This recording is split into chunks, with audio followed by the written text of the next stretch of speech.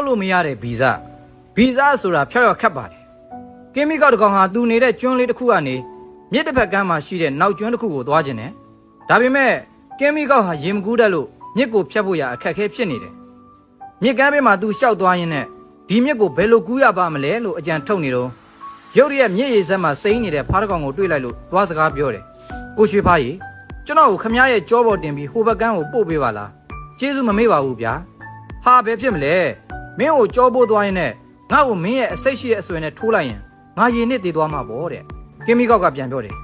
ကိုရွှေဖားရဲ့ခမည်းကိုကျွန်တော်အဆွေနဲ့ထိုးပါမလားဗျာကျွန်တော်ကိုဟိုဘက်ကမ်းပို့ပေးတဲ့ကျေးဇူးရှင်ကိုလုပ်ရပါမလားဗျာနောက်ပြီးခမည်းကိုအဆွေနဲ့ထိုးလိုက်လို့ခမည်းရေနစ်ရင်ကျွန်တော်လည်းရေနစ်သေးမှာပဲလေကျွန်တော်ရေမကူးတတ်ဘူးဆိုတာခမည်းသိပါတယ်ဗျာဖားလေစဉ်းစားပါတယ်ကင်းမီကောက်ပြောတာလေဟုတ်သားပဲသူ့ကိုယ်သူရေနစ်အသေးခံပြီးငါ့ကိုအဆွေနဲ့ထိုးစရာအကြောင်းမရှိဘူးလေအဲ့တော့ဖားလေဟိုဘက်ကန်းကိုပို့ပေးမယ်လို့သဘောတူလိုက်တယ်ဒါနဲ့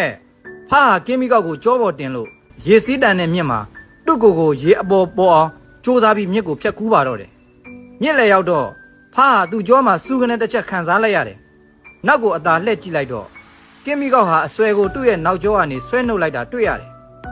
ဖားလည်းနာကျင်ဝေဒနာခံစားရင်ပြောလိုက်ပါတယ်ဟာမင်းဘယ်လိုလုပ်လိုက်တာလဲမင်းမဲစောစောကပြောတယ်လေငါ့ကိုအဆွဲနဲ့မထိုးပါဘူးလို့